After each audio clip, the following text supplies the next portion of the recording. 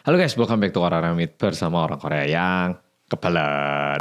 Oke, pol-pol langsung kita mulai cerita ke-12 kali ini. Kejadian ini terjadi di malam hari yang gelap dan sunyi sama seperti saat pol-polo nonton video ini. Lagi-lagi kali ini si A yang merupakan seorang laki-laki berusia 20 tahunan, dia itu lagi tiduran di kamarnya. Dan waktu dia lagi tidur itu, tiba-tiba si A ini bisa merasakan ada sebuah tangan yang mulai meraba semakin mendekati ke arah leher si A. Sesaat kemudian, tentunya A terbangun dari tidurnya dan dia berusaha sekuat mungkin untuk melepaskan tangan yang mencekik lehernya ini. A terus bergulat dengan tangan ini. Coba dia tarik, coba dia pukul, dan juga sekuat tenaga. Pokoknya dia lakukan apapun yang bisa dia lakukan. Tetapi A itu tidak berhasil melepaskan dirinya dari tangan yang mencekik lehernya. Dan diakibatkan itu, A ini semakin lemas dan semakin kesusahan untuk bernafas. Cekiannya ini semakin erat, A pun mulai semakin susah untuk bernafas. A yang semakin melemas itu, di dalam kondisi seperti itu pun, dia itu mulai berpikir, wah, apakah ini merupakan masa terakhirku? Ini aku bakal mati kayak gini dah. Ini gak bisa tadi dilepas. Dan tepat beberapa detik sebelum nyawanya ini tercabut diakibatkan cekian itu, si A berhasil melepaskan dirinya dari tangan yang mencekik lehernya ini. Si A langsung bernafas sekencang mungkin untuk menenangkan tubuhnya. Karena selama dicekik dia kan nafasnya cuma kayak... Dan ketika dilepas dia langsung kayak... kayak gitu. A yang sangat ketakutan, dia itu bergemetaran dan juga menangis, benar-benar terseduh-seduh. Dan sebenarnya tangan itu selalu datang setiap malam untuk mencekik si A. Dan tangan ini selalu berusaha untuk mengambil nyawanya si A.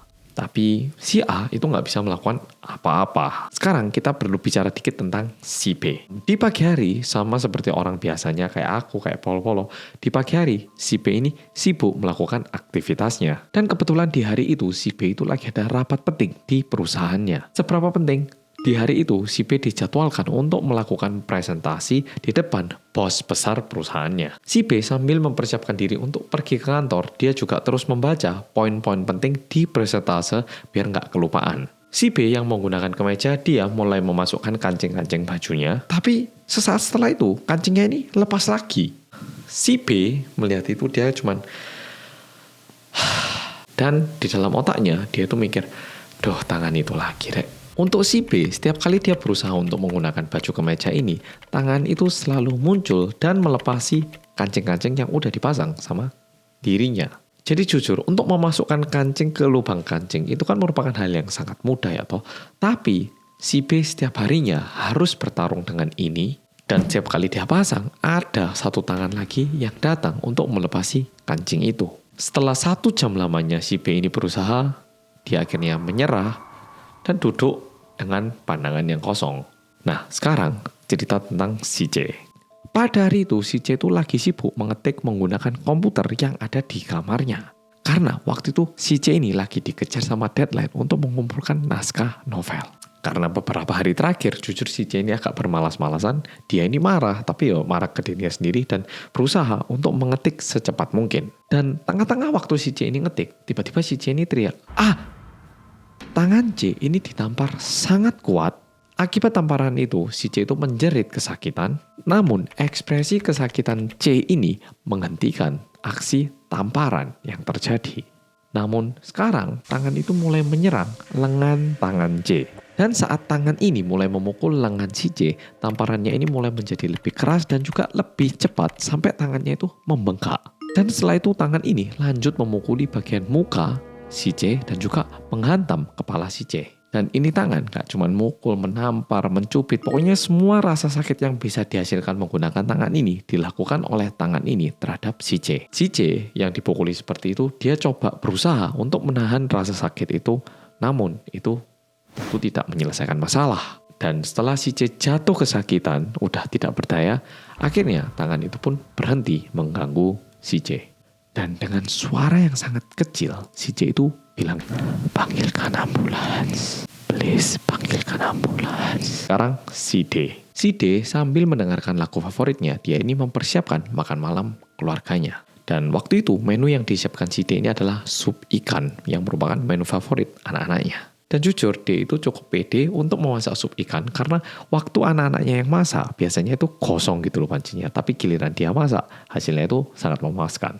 Si D yang lagi motong ikan dengan enjoy gini, tiba-tiba tangan itu tadi lagi-lagi muncul dan memegang satu potongan ikan, dan ini ikan mau dimasukkan ke dalam mulutnya si D. Dan tentu ini merupakan ikan mentah. Si D yang melihat itu, tentu dia langsung menutup mulutnya dan juga terus menggelengkan kepala dengan tujuan menunjukkan kalau dia itu nggak mau dimasukin ikan mentah ke dalam mulutnya.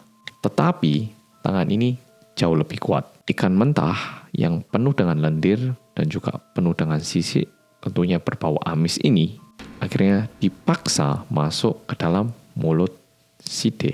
Akhirnya si D melarikan diri dari dapur, tetapi tangan ini mengikuti si D membawa ikan mentah. D akhirnya dia itu terus berlari, dan sambil lari dia itu cuma bisa mikir, kapan aku bisa berhenti dikejar sama tangan yang menyeramkan ini.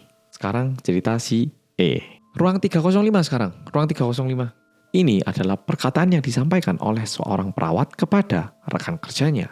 Perawat yang bilang itu, dia bilang dalam kondisi sedang lari menuju koridor ujung yang ada di rumah sakit itu. Sesampainya di situ, ternyata di dalam ruangan itu sudah ada beberapa perawat yang berusaha mengatasi situasi darurat. Dan di situ ada pasien E yang bilang, tolong, ini ada suntik yang mau nyuntik aku lagi. Tolong aku. Bilang kayak gitu. Dan pasien E ini bilang dalam kondisi berdiri dengan muka yang cukup pucat. Tim medis yang lihat itu tentu bilang, oke tenang, kita bantu, oke tenang dulu pak. Tim medis yang melihat tangan itu terlihat kalau tangan ini begitu agresif dan terus mencoba untuk menusukkan suntik ke tubuh si E. Dan terlihat tangan si E ini udah ketusuk jarum beberapa kali, dan bahkan baju yang digunakan di bagian lengan kanannya ini sudah agak sobek-sobek diakibatkan tangan yang berusaha terus menusukkan suntik itu. Dan tentu karena ditusuk sama suntik, cukup banyak darah yang mengalir di tangan kanan pasien E. Si E yang benar-benar kesakitan, dia itu sambil nangis bilang, tolong aku, ini sakit banget, tolong. Dan tim medis yang ada di situ terus berusaha, dan untungnya mereka berhasil menenangkan tangan yang terus menyerang pasien E ini.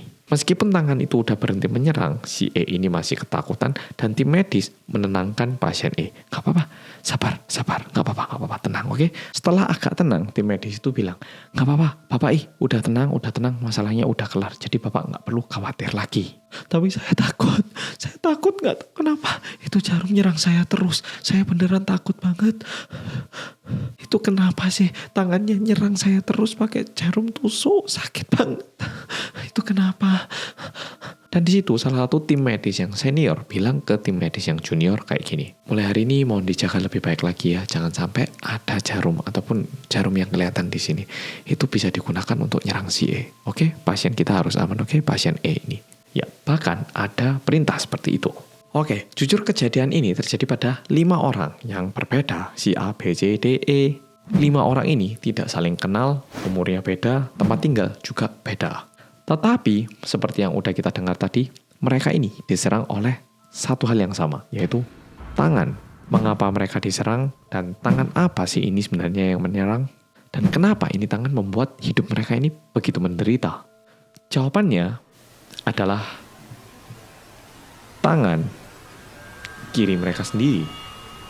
Yang melakukan hal ini adalah tangan kiri mereka sendiri. Tangan kiri A menyekik dirinya sendiri setiap malam. Tangan kiri B melepaskan kancing yang dipasang oleh tangan kanan si B. Tangan kiri C memukuli dirinya sendiri. Tangan kiri D suka memasukkan ikan mentah ke dalam mulut si D.